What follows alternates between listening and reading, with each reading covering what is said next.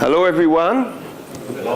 Hello, good afternoon. My name is Eytan Segal. I'm with Product Management. I cover our threat prevention products. And My name is Eitan Erez. I'm leading the Advanced Threat Prevention Solutions. And in this session, we're going to take a slightly different approach to looking at cybersecurity. So a lot of the sessions you're going to see at CPX are talking about malware and about vulnerabilities and about IT architecture and stuff. And we're going to be focusing on a different element, about ourselves, you could say, about humans. And we are saying that humans are your weakest link. And we're going to talk about how you can protect and give a safety net to your users. So why do we say users are the weakest link? We're talking about cybersecurity today and how safe people's passwords are. What is one of your online passwords currently? It is my dog's name and the year I graduated from high school. Oh, what kind of dog do you have? I have a Chihuahua Papillon. And what's its name? Jameson. Jameson. And where did you go to school? I went to school back in Greensburg, Pennsylvania. What school? Hempfield Area Senior High School. Oh, when did you graduate? In 2009. Oh, great. Yeah, so we're going to be talking a lot about the human factor. And when you look at real-world breaches, the breaches that are actually successful, you go back and see how they started, over 80% of the breaches we see begin with either a weak or stolen password, some form of account takeover but the first stage is some password or credentials that were blocked. And you all know about phishing. It's been around for many years. It even has a dictionary definition. And phishing remains one of the key attack vectors. It's actually the social engineering skills and techniques are actually becoming more and more effective, more and more sophisticated. Anyone can almost fall for some of these phishing scams that we see. Here's a bit of data from CloudGuard SaaS. CloudGuard SaaS is our product that protects SaaS applications. One of the applications it protects is email in the cloud, and we deliver phishing protections as part of that. What we see with our phishing protection in CloudGuard SaaS is that for a small customer, 1,000 users, about 20 phishing emails pass every day the security that's in the mail platform. So they'll bypass the default security that comes with the mail platform. 20 users a day will get phishing emails, 100 a week, more. Okay, inevitably some of them are going to click. And after they click, bad things happen. These are a few headlines from the past few months. A lot of phishing attacks, a lot of compromised credentials that actually finish up being news headlines. And of course, what we see in the headlines is just the tip of the iceberg of what happens out there in the real world. So for today, I'd like to invite a renowned hacking expert, Mr. Fish. Thank you, Eitan. So, Fish is the name and hacking is my game. And today I'm going to attack specific company, HackMe Corporation. I'm going to target specific person, their VP of strategy, by the name of Robert Hoffenmeyer. How I'm going to do that? Very simple. I'm going to steal his Office 365 username and password. Once done, I'm going to impersonate him. I'm going to use his internal email to send a mail to his finance, have them wire me $100,000. You want to see how it happens? Let's start. First of all, I'm going to replicate the genuine Office 365 login web portal.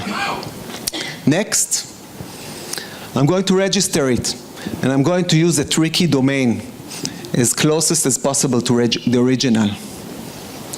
Simple, right? Next, I'm going to look for his corporate email. That's the beauty of social engineering. I'm going to use LinkedIn, I'm going to use Google. I can access their website, the company website. For sure I'll find it. Then I'm going to create what I call a legitimate mail in order to trick him to change his password while accessing my new web portal. And now, let the fun begin. Okay, so here's the email that arrives in Robert's inbox. Specially crafted by Mr. Fish, our phishing hacker. And you can see that there are a few suspicious elements in here, right? We saw that domain he registered earlier.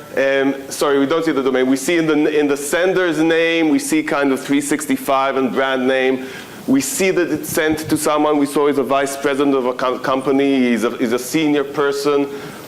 There's a link to a low traffic website. There's wording in the subject. There's wording in the text that we see sometimes in phishing emails. So there's cause for suspicion. So should we deliver the mail or not? Is it really phishing or not? It's hard to tell. Luckily for Robert, his company is protected with CloudGuard SaaS. And CloudGuard SaaS has an artificial intelligence-based phishing detection engine. This detection engine will take all of these suspicious elements. We looked at a few. There are more than 300 features that we will actually gather from the mail body, the mail headers, and a lot of history. Have we seen this person? Have we seen the domain? And use AI, a learning model that can accurately tell us whether or not this is phishing. In this case, we can reach a very precise verdict. We can identify this as really a phishing email, block it, and once we block it, there's also a nice little neat element we find. There's a link in there with that domain that Mr. Fish registered a moment ago. That domain is fresh new intelligence that goes into ThreatCloud.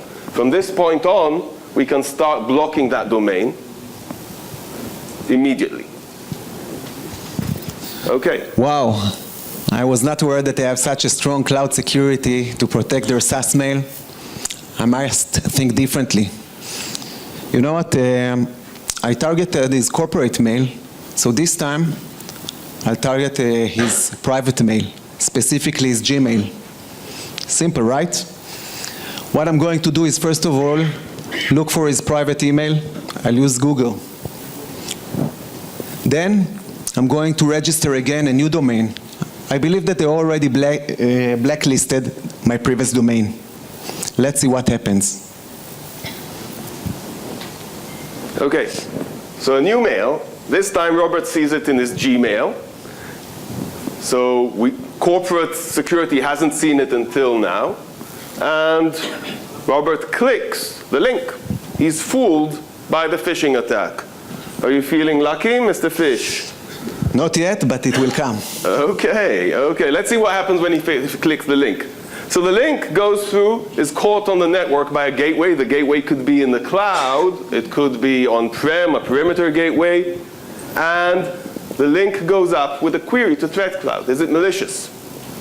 Well, the fact is that we don't know if it's malicious because Mr. Fish just registered this domain a moment ago. It's an unknown domain. But ThreatCloud doesn't give up that quickly. ThreatCloud has a capability called campaign hunting. And through campaign hunting, we can analyze this new domain and find links to other domains that we've blacklisted before. Specifically, this other domain that we blacklisted a moment ago on corporate email can be linked to this new domain. They were registered by the same person, the same time scope. They have similar textual or lexicographic elements, and we can actually, with this knowledge, blacklist this new zero-day domain within ThreatCloud. And once that's done, we can deliver a new verdict to the gateway and prevent access to the phishing site. Wow. No luck. No luck so far, but guys, Mr. Fish never gives up, right? So I'm going to try. For somehow they managed to correlate in the data and understand that I'm using a specific domain. This time I'm going to register a totally new domain. New name, new email, new everything. No way they will catch me this time. Okay, So now this new mail comes through, 0-day domain, undetectable even by campaign hunting in ThreadCloud. Luckily for Robert, his company also protects his endpoint with Sandblast Agent, meaning that we have protection that lives inside the browser. So when Robert actually gets through for the first time to Mr. Fish's phishing website, a 0-day phishing website, there's zero intelligence about it. As he's tempted to click, we'll scan this page. We'll scan it to look for similarities to other pages, and we can identify that it has similar pictures, similar text, similar URL to a genuine login page that we know is genuine to Office 365. And just by living inside the browser context, seeing this as he's trying and almost tricked into surrendering his credentials, we're able to, in real time, inside the browser, block the website. No luck again. Wow, I didn't take into account that they're using Sandblast on the laptops. Okay, I must think creatively. You know what, 1 second. I mean, we all use mobiles, right? He probably has a mobile. I'm going to send him this time a phishing via WhatsApp message. Let's see what happens now. All I need to do right now is basically to find his phone number. And let's see. Oh, thank you, Google. We found it. Okay, so Robert now gets a text message on WhatsApp from Mr. Fish. And he's going to click it. Luckily, Robert's mobile is protected with Sandblast Mobile, meaning that we can prevent links in phishing attacks inside the browser if we have intelligence, same as we did before in the network, and the same as we could also do on the endpoint.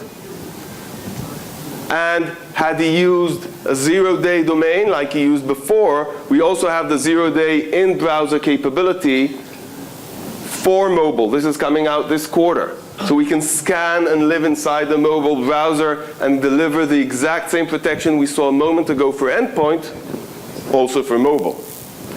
So that attack vector also failed. What the hell is going on, guys? I don't understand. I mean, nothing works for me today. I might just think about something. Wait, did you hear about the data leakage of Quora? 100 million accounts were leaked to the internet. I read about it in The Guardian lately. Now, all I have to do is to search if Robert is active on Quora. This is the most popular Q&A website. Oh, luckily I see that he is. I actually see that he responded to a question about SpongeBob. Does SpongeBob lead a happy life? Interesting, I love Bob Sponge. Okay, so since he is active and the database leaked, now let me search the dark web. And if he's as lazy as me, he probably uses corporate credentials there. Let's have a look. Okay, so actually, Robert is as lazy as Mr. Fish. He was so lazy that he logged into Quora from his PC and from his mobile and tried to log in and create an account using his corporate credentials. So Robert corporate password in both elements. What happens, do you think, when he tried to do that? He got a message, corporate password exposed. This is key, okay, because we started by talking about human weakness, and all of us tend to reuse passwords. It's just impossible to use the same password again and again for a new fresh password for every new website. But forcing users to understand that their work credentials and their personal life credentials have to be separate is key. This is a capability we can deliver. I'm sorry, sir. You failed again.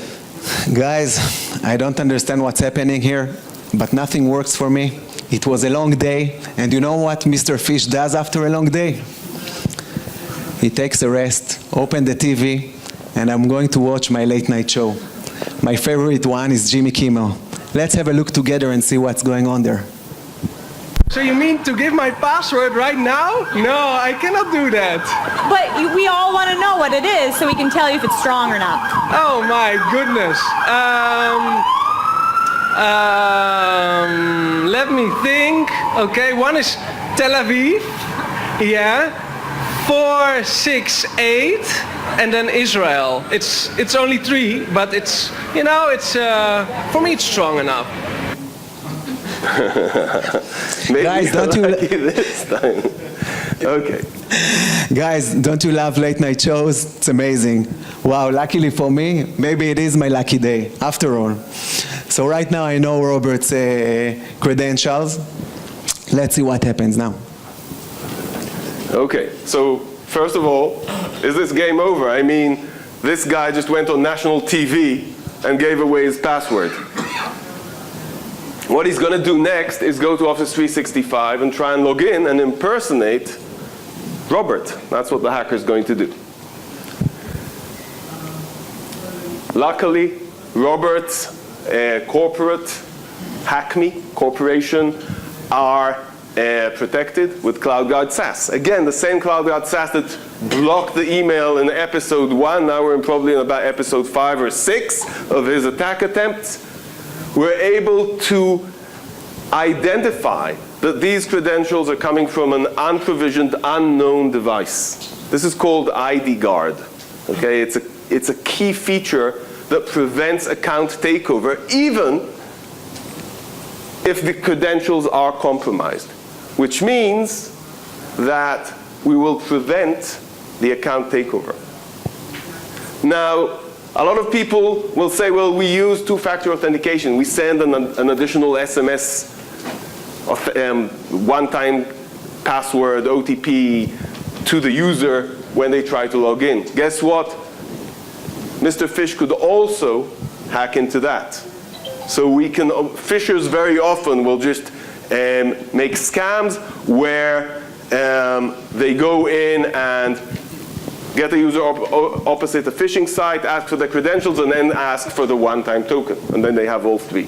So the user gets an SMS message. He says, well, I don't know what this is, but he'll click it in. So they can create the whole user interface, including the one-time password.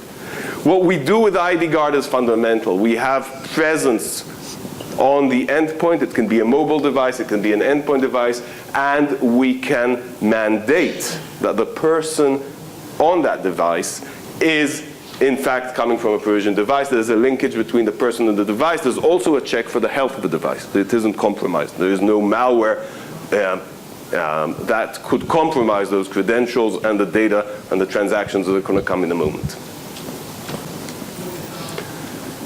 So sorry,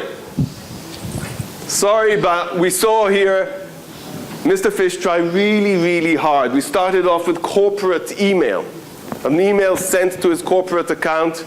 We were able to block that using AI technology in the SaaS application. We're also able for customers who use network security and on-prem emails, Exchange, for instance, we'll block the emails, the incoming emails, before they even hit the user account. So then we saw an email to Robert's personal account, his Gmail account, and there we used network, but we could also block that traffic on endpoint and mobile if he was roaming.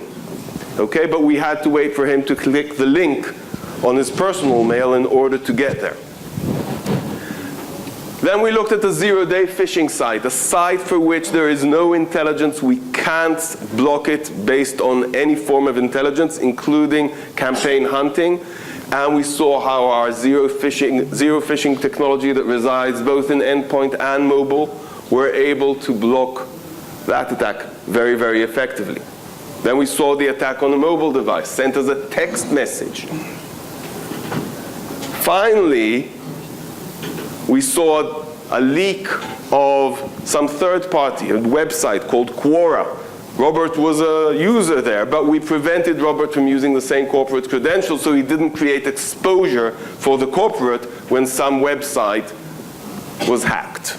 And finally, even when Robert decided to go on national television and tell the world his password, Tel Aviv 468 Israel, he didn't manage to make an account takeover because we protect the SaaS applications, both on the SaaS and linking to the endpoint and mobile. You guys are too strong for me, I must admit. So when you look at all of this, you need to understand how many alternatives hackers have in order to try and trick users, fool users, exploit our weakness as human beings. We started by saying that humans are our weakest link, and I will go further to say that we're all human and we all make mistakes. So we did this in a kind of humorous fashion and a storytelling fashion. This is not a joke, guys. This is serious things that we started off. We looked at some of those headlines. Those are real headlines. Those are real companies that got hit. We're all human. We all make mistakes, and we could all use a safety net that would protect our work environment for when we do make a mistake. And as security professionals, we could all use a safety net for when one of our users is going to make a mistake. Okay. So we're almost at the end. A quick summary. Phishing is a huge problem. It's a huge challenge. There are many attack vectors, and in order to be protected and protected thoroughly, you need the protection to cover all of your attack surfaces. And we looked at network, SaaS, endpoint, and mobile, and demonstrated how all of these work in concert in order to deliver strong security. And finally, we need a set of technologies that are apt to the task. Technologies that can prevent phishing mail, that can prevent phishing links, that can prevent phishing websites, zero-day websites if we see them, that we can prevent password reuse, and finally, being able to prevent account takeover. Bringing all of this together into one solution is what can help you, which can help our customers protect against phishing attacks. Now guys, do you think that Robert is unique? Let's have a look. Okay. Well, most of them are Italian. Oh, beautiful. Yeah, so like what's a good Italian password? My grandma's name, What's your grandma's name? Maria. Maria. So Maria is your password? Oh yeah, now you know my password. Yeah, that's Robert's boss. He's the CEO of Hack Me Corporation. Very nice guy. Guys, thank you very, very much.